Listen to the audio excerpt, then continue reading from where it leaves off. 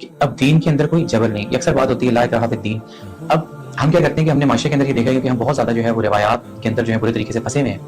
اور روایات کی بھیڑ چڑھے ہوئے ہیں. ہم نے دیکھا ہے کہ ہم جو ہے بہت زیادہ کسٹمس کو ریچولس کو مانتے ہیں. جیسے ہم لاسٹ ٹائم یہ بات کر رہے تھے کہ ہم اپنی شادیوں کے اوپر اگر نظر ڈالیں تو وہ شادیاں ہماری ایسی ہیں کہ مجھے لگتا ہے کہ اگر حنوت بھی آ جائے اور یہود بھی آ جائے تو وہ بھی شرما جائے گا ہماری شادیاں دیکھ کے. اور پھر اس کے بعد یہ ہے کہ ہم مطلب اکثر میں نے دیکھا ہے کہ ہماری شادیوں کے اندر ایسا ہوتا ہے